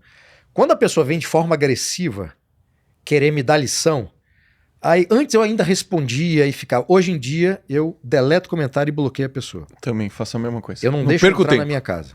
Não perco tempo. Também. Porque assim, não perder tempo com essas pessoas é uma forma inteligente de lidar com gente doida. E você proteger a sanidade da sua casa. Porque quando entra uma pessoa doida como essa, ela traz outras pessoas doidas que estão ali esperando para te esculhambar. Ou porque é ressentido, tem inveja do seu sucesso, ou porque, enfim, tá com algum problema na vida e quer descarregar em alguém. Né? E você, autor do post, acaba sendo o para-raio da desgraça dos outros. É verdade, Então, a forma como você lida com isso. E essa dimensão do que é o Twitter na sociedade brasileira, de quantas pessoas estão no Twitter, de quantas pessoas estão tentando te cancelar, e pode ser isso para o YouTube ou para as outras redes sociais, é algo que a gente sempre tem que levar em conta para dar a devida dimensão ao que está acontecendo, cara. Uhum. Claro, se for um negócio sério, aí você vai correr atrás para processar, para fazer o que tiver que fazer, para que isso não provoque um dano na sua vida pessoal ou profissional. Mas, cara, a maioria das vezes tá nessa categoria. Gente ressentida, mal amada, frustrada, que tem raiva específica de você. Tem muita gente em rede social que você não deu atenção para ela e a pessoa ficou chateada. E aí depois você vai recuperar, vai lá no inbox, né? Tem um monte de mensagem que a pessoa que você nem viu. Não viu. E a pessoa, nossa, você é o maior de todos, eu adoro o seu trabalho e tal. E essa mesma pessoa que tá ali te esculhambando no momento porque você não deu atenção. Isso acontece direto. Cara, eu nunca me esquentei muito com isso, cara. Depois que eu aprendi que você pode bloquear e deletar, vira a página, cara, foca no que importa. Porque eu comecei a perceber que a maior parte das pessoas não tem nenhum fundamento do que elas estão falando. E aí você vai perder tempo com isso, você estudando há décadas o assunto, não faz o menor sentido. Agora, uma coisa que eu comecei a fazer também, quando o comentário gera muito engajamento de outras pessoas, eu fixo ele em primeiro lugar. Porque daí eu deixo lá, e o que normalmente acontece é a própria pessoa apaga, né? Então eu dou corda, falando assim, você fez comentário, então eu vou te dar corda aqui. A galera começa a vir comentar e rebater e etc. Recentemente eu tive um vídeo meu no Gelo, que eu faço vídeo no Gelo todos os dias, e ele deu uma viralizada, passou de 600 mil. E aí, cara, eu li todos os estudos sobre gelo. São poucos, não são muitos. E aí entra um rapaz lá falando assim, cara, mas isso é um perigo, porque você tá detonando a sua imunidade, que você tá subindo ela artificialmente, o que vai contra todos os estudos. Aí eu só falei assim, cara, eu nunca escutei sobre isso. Será que você pode me indicar estudos que eu gostaria de ler a respeito? E aí ele falou assim, pesquisa no Google, fica a dica. Aí eu fiz questão de colocar lá ele em primeiro lugar. E, cara, tem uma thread com, não sei, com dezenas e dezenas de comentários. Não faz sentido perder tempo com esse tipo de gente, né, cara? É verdade. Não, mas isso eu acho muito inteligente, cara. Mas você vê, o cara foi lá, fez um comentário, não foi agressivo, não foi escroto, nem nada. Mas foi arrogante. Foi. E a arrogância eu acho que é pedagógico você fazer isso. Às vezes eu faço isso, dependendo do comentário eu coloco lá. Assim como, às vezes tem um comentário que eu acho muito interessante, ou algum comentário que é uma dúvida comum de muita gente que comentou, eu fixo dou a resposta para todo mundo ver a minha resposta ali para pessoa, né? Mas é isso, cara, a rede social é preciso ter espírito forte, cara. Precisa ter espírito forte, é verdade. E saber agir. É verdade. Eu tenho amigos que são empresários bem-sucedidos, estudados e que acreditam demais na filosofia da esquerda. Eu sei que você não gosta desse termo, mas na filosofia da esquerda, assim. E eu confesso que eu tenho muita dificuldade para entender o que passa na cabeça das pessoas.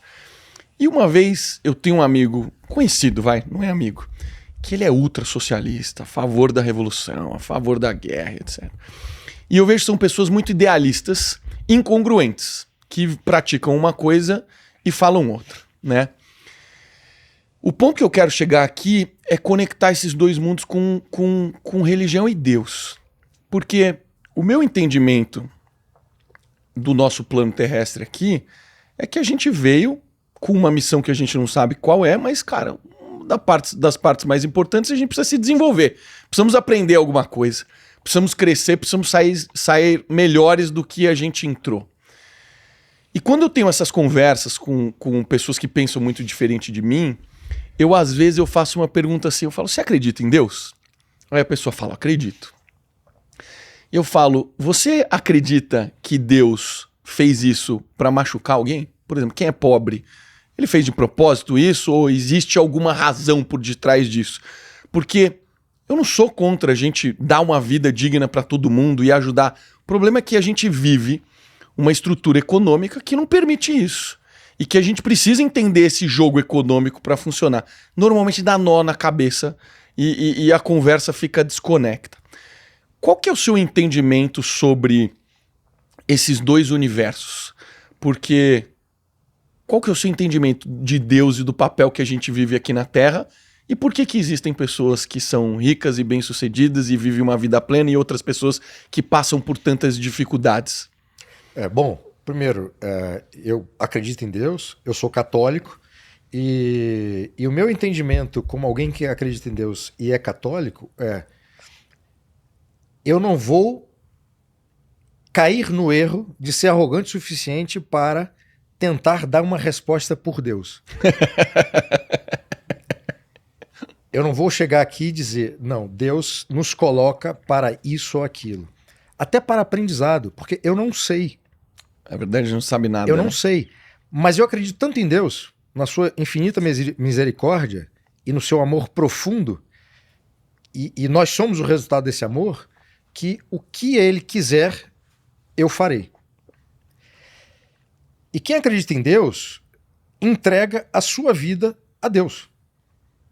E você vai fazendo, obviamente, vai vendo sua vida, você vai, como hábito diário, fazendo sempre um esforço para ser melhor, que é a conversa das virtudes que você citou.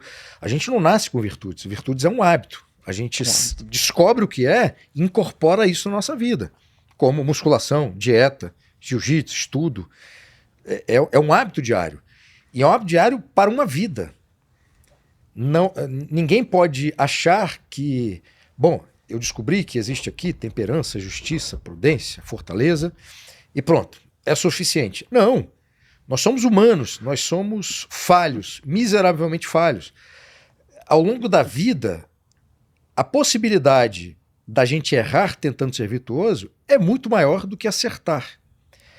O mais importante é você saber que é melhor buscar a virtude, mesmo correndo o risco de fracassar miseravelmente todos os dias, mas continuar tentando. Uhum. E aí, tentando trazer essa visão, né, de Deus, e não querendo ser arrogante aqui na coisa de Deus, é isso, cara. Eu não... em algum momento da vida, né, principalmente quando eu não era católico, não era alguém que tinha essa percepção de Deus, eu tentava alguma explicação, né? Mas não existe, cara.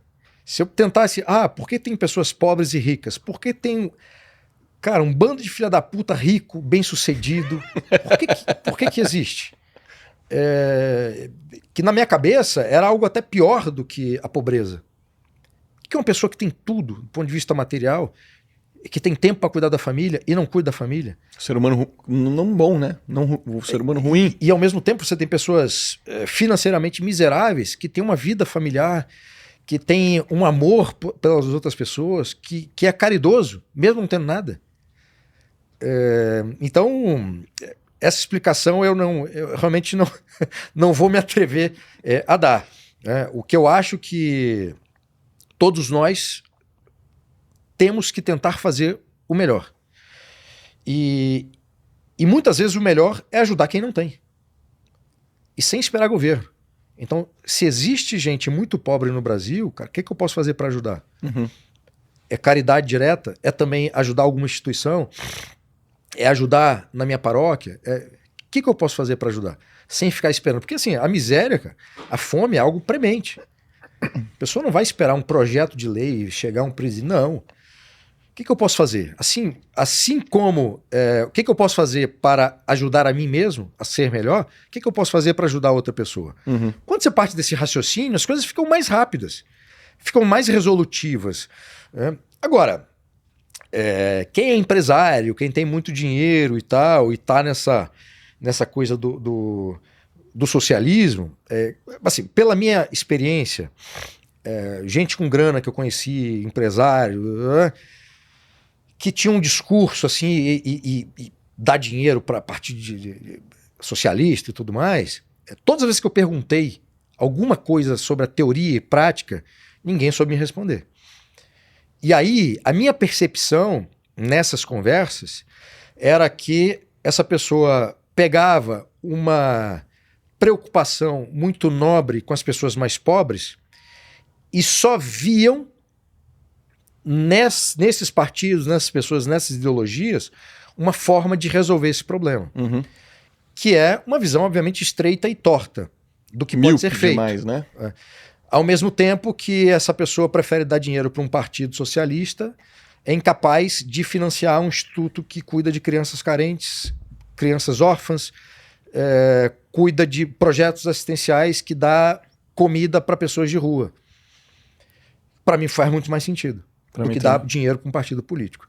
Então, a partir do momento que você pensa sobre uma perspectiva diferente do problema real, você não cai nesses erros.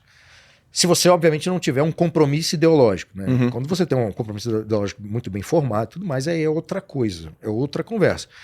Ou quando você tem o pior tipo de relação, que é, eu vou apoiar tal governo, porque tal governo, em tal mandato, ajudou a minha empresa, ajudou o meu negócio. Então, é moeda de troca. Uhum. Né?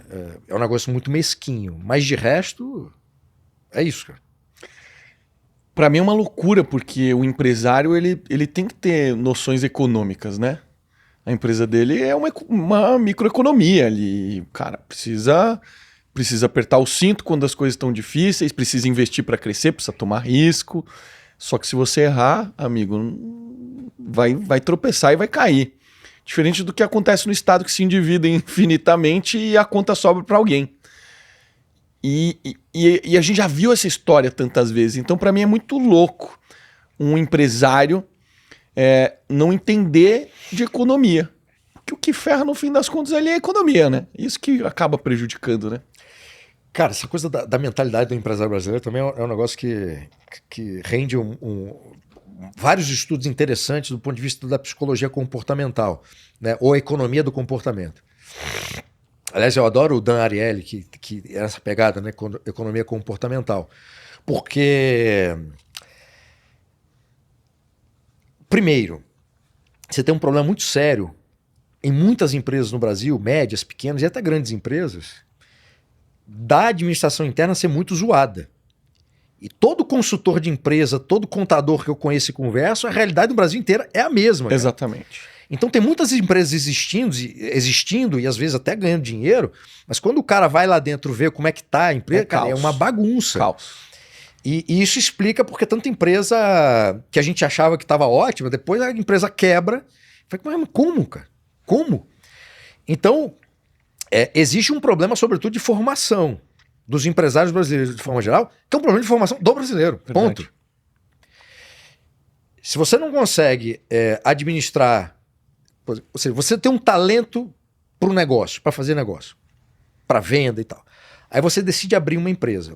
E a empresa começa a crescer porque você é talentoso para fazer negócio. Mas você não tem a percepção de que, cara, a partir do momento que minha empresa começa a crescer, eu preciso contratar alguém muito bom para administrar a empresa. E eu estar livre para fazer o que eu faço de melhor. Essa é uma realidade. E a empresa vai crescendo, vai crescendo, vai crescendo. Aí tem a confusão entre o caixa da empresa e o caixa da pessoa física. Aí começa a usar dinheiro da empresa para comprar carro, comprar apartamento. Dono de supermercado, que é aquele giro gigantesco de dinheiro entrando todo momento, mas a dívida que ele faz é 30, 60, 90, 120, e ele acha que o dinheiro que entrou hoje não vai ter que pagar o que ele comprou daqui a 120 dias. Né? Muito supermercado, cara, muito supermercado quebra por conta disso. Então, nós temos um problema anterior, que é um problema nosso de formação. Né? Em casa a gente não tem essa coisa da educação financeira, a escola não tem. Então, fica a discussão, cara, educação sexual para criança. Cara, porra, mas o ensino de matemática é ruim, o ensino de português é ruim, aí vai pensar em educação sexual, bota a educação financeira, pelo menos, porque aí você tem, junto com a matemática, né, bota educação financeira junto com a matemática para as crianças e tudo mais. Então, cara, quando você vai ver, é um problema crônico que está em todo lugar. Aí que vai ter como consequência essa visão de mundo e visão política, que é não entender as implicações das escolhas que esse empresário faz, inclusive quando financia um político, inclusive quando acredita que um político que já errou no passado vai voltar como presidente depois de tudo que aconteceu e vai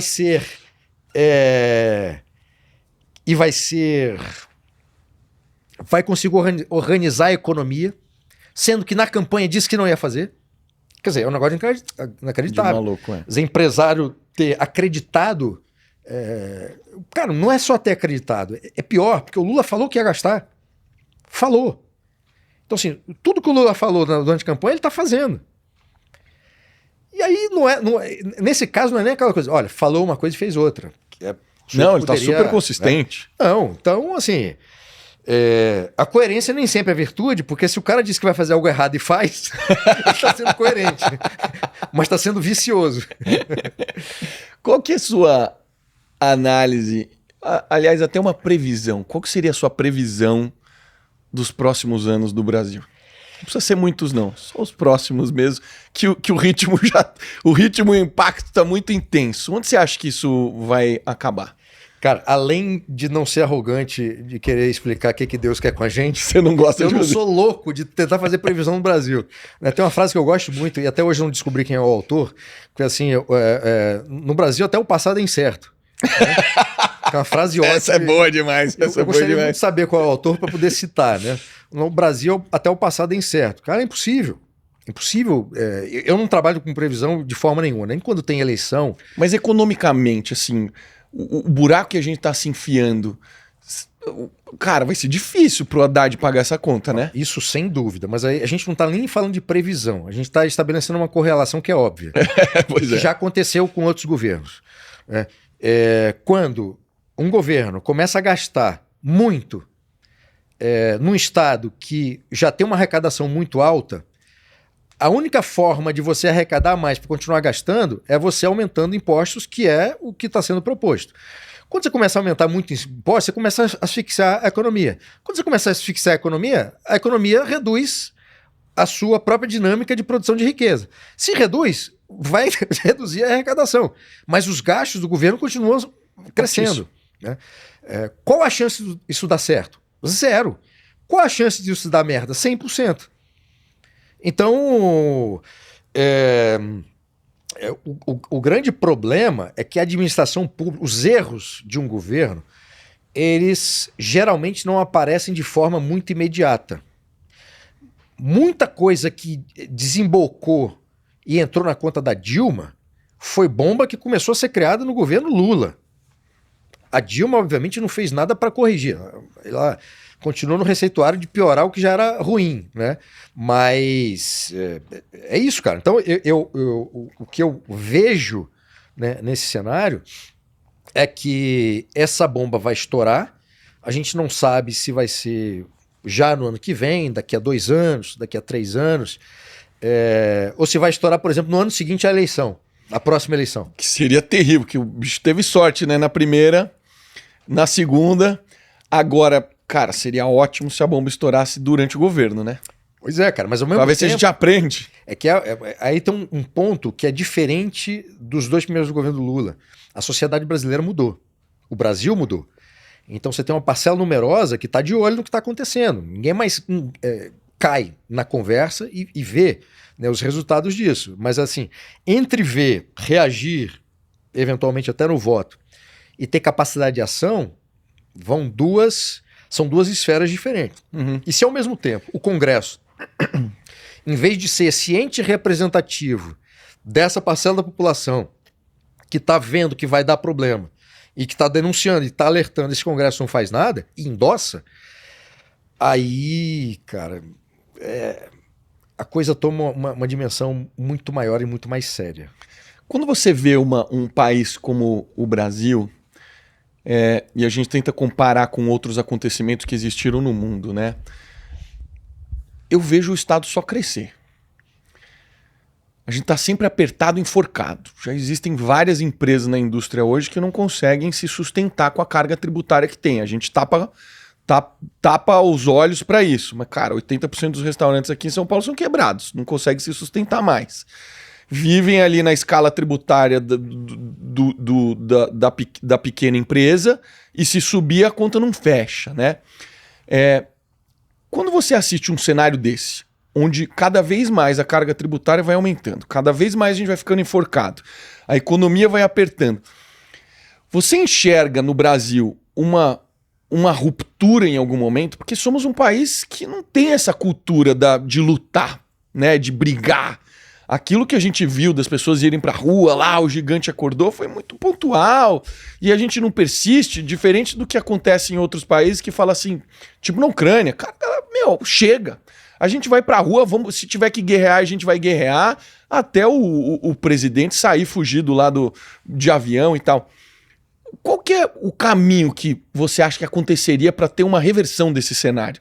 Porque parece que a gente é tão passivo e tão tranquilo que essas coisas vão acontecendo e tá tudo bem, agora estamos pobres, tá tudo bem, daqui a pouco melhora, tá tudo bem.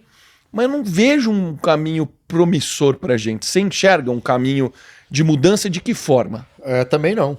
E a gente volta ao papo da nossa cultura geral e na nossa cultura política em particular. Por quê? Eu não vi os empresários do Brasil inteiro se unindo em reação a essa reforma tributária. Eu não vi. Um absurdo, cara. Eu não vi. Então, assim, se tem uma reforma tributária que é necessária, tá? Então eu não tô aqui dizendo que a reforma tributária não é necessária. Mas não podia ser essa. Mas não desse jeito. Não podia ser essa. Cadê a união geral de todos os empresários? E por que eu tô falando dos empresários? Porque os empresários têm as suas representações de classe e aí isso facilita você fazer um movimento nacional articulado. Se você depender da sociedade para ir para a rua contra a reforma tributária, não é um tema que vai ter tanto apelo quanto vamos ser contra, sei lá, o STF, ou vamos ser contra o presidente tal. Contra a reforma tributária não tem apelo. E a maior parte das pessoas também não sabe as implicações disso, né? Então isso já me causa um certo espanto. Por qual razão todas as entidades empresariais do Brasil não se uniram, de todas as classes, não se uniram no movimento nacional para dizer, essa reforma está errada por conta disso, vamos aqui propor uma reforma. Eu não vi isso. Eu vi uma associação ou outra, com mais articulação junto ao governo, ao Congresso, uma outra coisa, né? E essas entidades que geralmente aparecem de forma regular na imprensa. Mas o movimento nacional, eu não vi isso acontecer. Eu não vi. Será que o jeitinho brasileiro? Porque assim, é muito fácil, liga o telefone e fala, cara, você vai me ferrar com essa parada. Não, aqui eu dou um jeitinho. Porque, assim, a galera nunca se uniu, né? Eu olho pro outro lado, vejo todo mundo unido, do outro lado a gente, cada um por si, Deus por todos. Cara, eu acho que é um problema de cultural mesmo. Total. A gente não tem, como base da nossa cultura, fazer essas associações em prol de algo. Tem um brasileiro, né, que mora 40 anos nos Estados Unidos. Uma vez eu estava conversando com ele num evento, ele me falou um negócio muito curioso, mas que é muito preciso. O americano é um individualista solidário. O brasileiro é um individualista não solidário. Que loucura, né? A gente está sempre falando aqui no Brasil dessa coisa, não, a importância de não sei o que, nós somos um povo muito simpático. Cara, até a página 2. A gente é muito individualista e a gente não sabe o que é construir coisas juntos. Não sabe. Pô, quantas pessoas você conheceu na vida que falou assim, pô, cara, fui na reunião do condomínio, no meu prédio, pô, a gente resolveu coisa importante. Não, tá todo mundo puto. Eu falei, reunião do condomínio, tá... Falei, cara, você tem um imóvel. Esse imóvel faz parte de uma propriedade que você também é dono de parte dela. Se você não está disposto a fazer uma reunião com os outros donos para estabelecer coisas comuns, aquilo que é a sua propriedade, eu tendo a duvidar que aquilo que está da porta para fora da sua casa tenha um grau de importância menor do que esse. Total. E, portanto, a possibilidade de você se envolver nisso é menor. Uhum. E aí você parte para as entidades. Qual o grau de participação dos empresários nas associações de classes que representam o setor do qual esse empresário faz parte? É muito pequeno.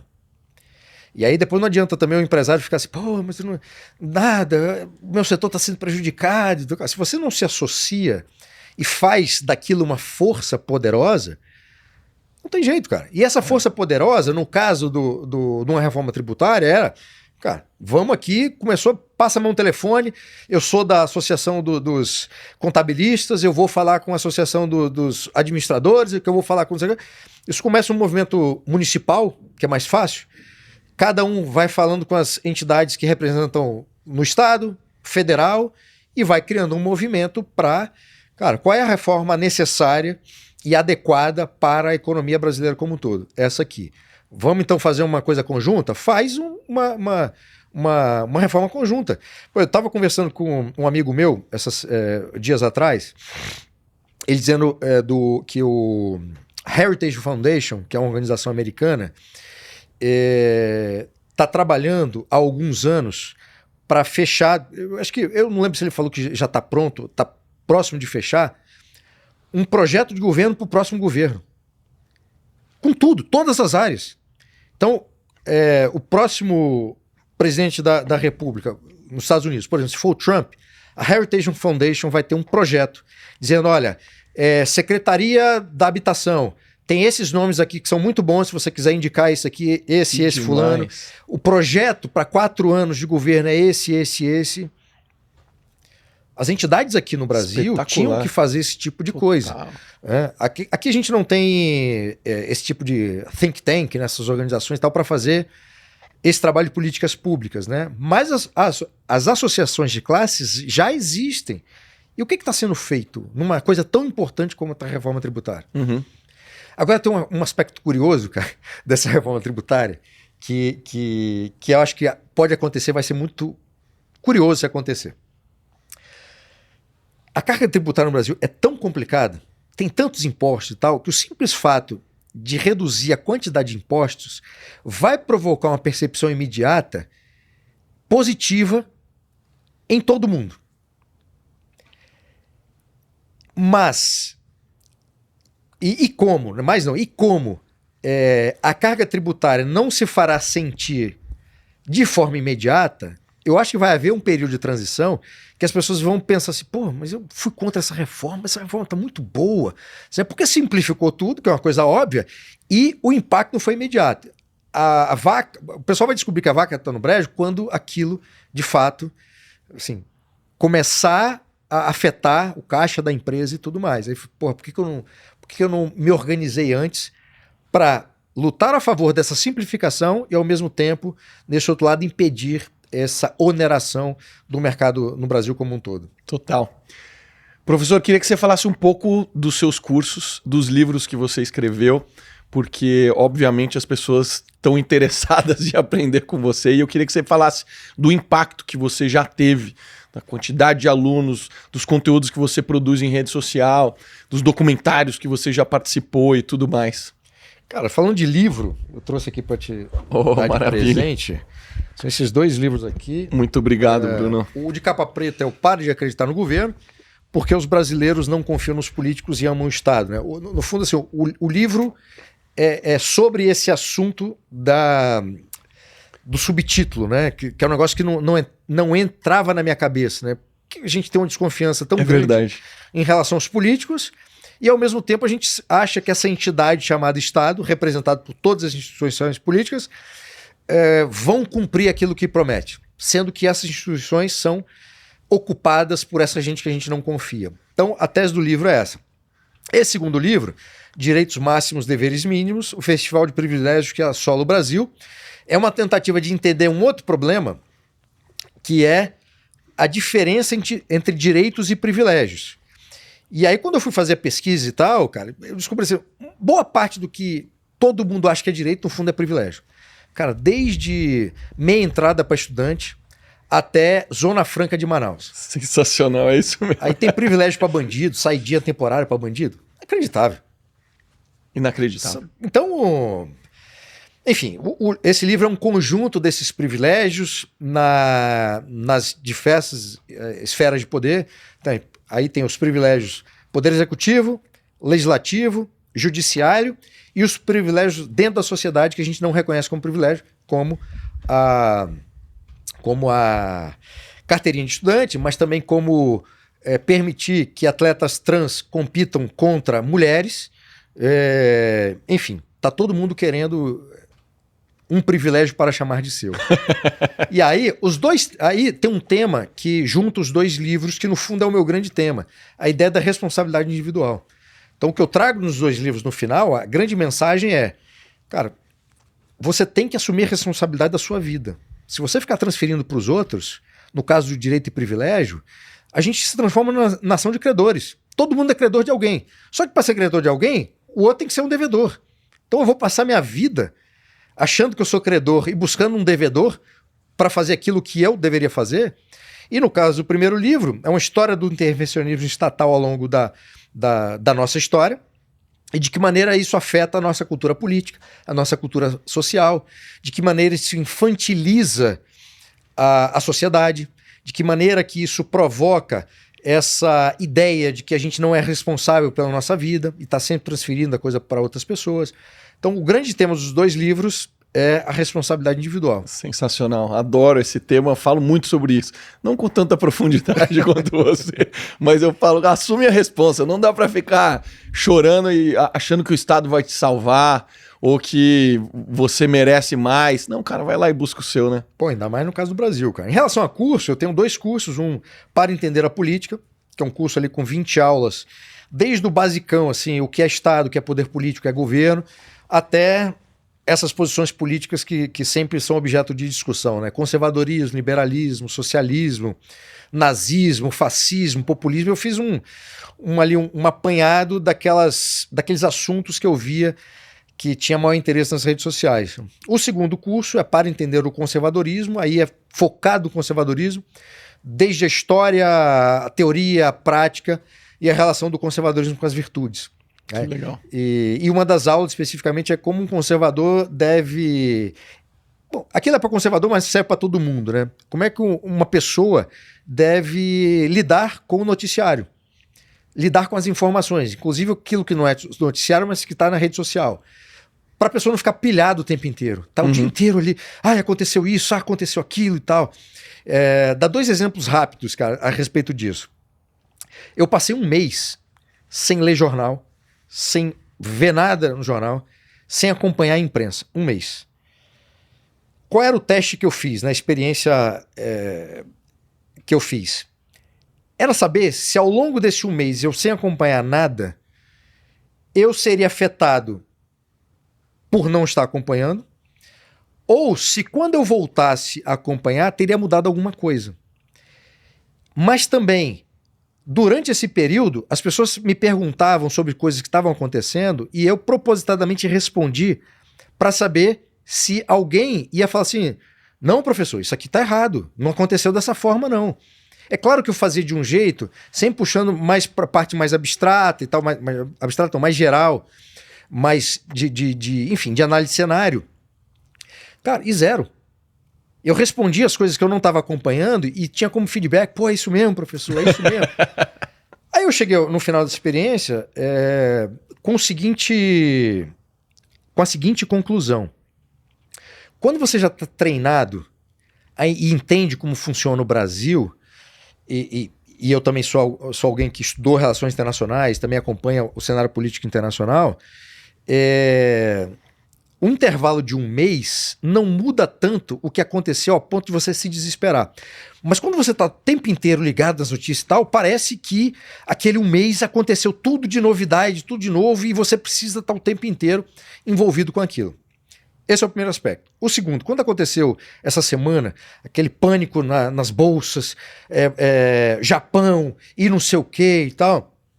Cara, eu vi rede social, gente me perguntando sobre isso, e até perfis assim que eu conheço, tal, que eu sigo, extremamente preocupado com aquilo, e eu sei que aquela pessoa que eu sigo, eu sei que aquela pessoa que me perguntou, não tem dinheiro no mercado financeiro. E tava assim, desesperada sobre o colapso. Aí eu peguei o Wall Street Journal, peguei o Washington Post, peguei o New York Times, peguei as grandes publicações para ver. Cara, e as manchetes eram uns negócios assim, e até as publicações brasileiras, né? Folha, Estadão, Globo, era um negócio assim, cara, o mundo vai acabar. Vai acabar. Eu falei, cara, aí liguei para um amigo meu e tal, que tava acompanhando mais de perto, aí me explicou o que estava acontecendo, né? Na Bolsa de Tóquio, o que eles fizeram. Aí eu falei, cara, então isso está menor em termos de informação do que a imprensa e essa coisa toda. Eu falei, cara, não vou ler mais nada sobre isso, vou esperar alguns dias para saber se vai dar uma pane no mundo. A coisa foi sumindo, foi sumindo. Tudo para dizer o seguinte, se você ficar muito pilhado nessa coisa da informação acontecendo, principalmente quando se trata de política, você começa a ficar adoecido do ponto de vista espiritual, físico e mental. Porque você está tão mergulhado naquela dinâmica de que o mundo vai acabar, o apocalipse vai acabar, e vai chegar e não sei o que tal, cara, você não consegue fazer outras coisas. Então eu sempre falo, cara, para todo seguidor, sempre falo isso há muito tempo. Não se deixe adoecer pela política, não entre nessa coisa. A política você tem que conhecer o básico, para não se deixar enganar, para não se deixar manipular. Quem gosta de política, obviamente, vai estudar mais. Mas não entra nessa coisa. Não fica seguindo influenciador que faz disso um método para chamar atenção, ter engajamento e tudo mais. E eventualmente vender curso. Uhum. É claro que isso para mim tem um custo. Que custo é esse? Como eu não entro nessa loucura, o meu engajamento é muito menor do que poderia ser. Uhum. O meu crescimento orgânico na rede social é muito menor do que poderia ser. Mas isso para mim é algo inegociável. Eu não quero despertar o que pior tem nas pessoas. Eu não quero, pelo contrário, eu quero que o meu conteúdo seja esclarecedor e seja compreendido, porque as pessoas entendam o que está acontecendo e sem cair em loucura. Inclusive, para que as pessoas saibam quando a gente está vivendo efetivamente um momento perigoso e grave. Porque se todo momento dá esse perigoso e grave, quando chegar o momento perigoso e grave, ninguém vai saber. Ninguém vai prestar atenção. Ninguém vai prestar atenção e vai se ferrar. Eu admiro demais essa posição e eu não falo sobre esse assunto. Comento de vez em quando e todas as vezes que eu comento, eu quase que me arrependo. Você vê, nessa última fase ali, quando aconteceu com o Trump, todo mundo se aproveita dos factuais para tentar surfar. E meu time falou, cara, vamos fazer uma análise da liderança do Trump. Zero política. Análise da liderança do Trump. Cara, viralizou, obviamente, um monte de mensagem, e mensagem de gente competente, empresário. Teve gente que mandou mensagem assim pra mim, pô, eu te admirava tanto depois desse post. Aí eu pego e respondo assim, eu continuo te admirando. Espero que essa análise de perfil de liderança não impacte, não seja pra tanto. Como eu acho que as pessoas se viciaram numa retórica, né? Na polêmica, no caos, Enfim, voltando aqui ao início da nossa conversa, né? Quando você me pergunta, cara, isso tudo que a gente está vivendo e tal, tem muita gente doente, adoecida. É isso. E aí, quando você faz uma análise de um candidato do Partido Democrata ou do Partido Republicano, as pessoas estão tão pilhadas e tão envolvidas emocionalmente na dinâmica do jogo político que não quer saber o que está sendo dito. Você pode ser, cara, o mais sensato, racional, apontando, cara, isso aqui é um problema, isso aqui é algo positivo, isso aqui é um problema. Isso aqui a pessoa não quer saber. Bastou você botar uma foto de alguém que essa pessoa rejeita que acabou o mundo. Exatamente. Acabou. E faz uma transferência maluca. Eu te admirava tanto. Mas o que tem a ver isso com... Mas é isso. O vínculo emocional com a política é um vício. É um vício, né? E como a gente tem essa faceta cultural nossa, que a gente é muito apaixonado por tudo, a gente se entrega de forma desabrida, é claro que a relação com a política, especialmente uma descoberta recente, que é essa relação que nós temos com a política, de tanta gente, vai resultar nisso. Né? E junto com isso, você tem duas forças ali, né? De um lado o Bolsonaro, do outro Lula. Claro, na dinâmica da luta, usando os recursos que tem e, portanto, aprofundando esse problema, aí, cara, nós temos esse tipo de comportamento na rede social. Então não adianta não importa o que você diz, importa contra quem e a favor de quem você está dizendo. Isso aí.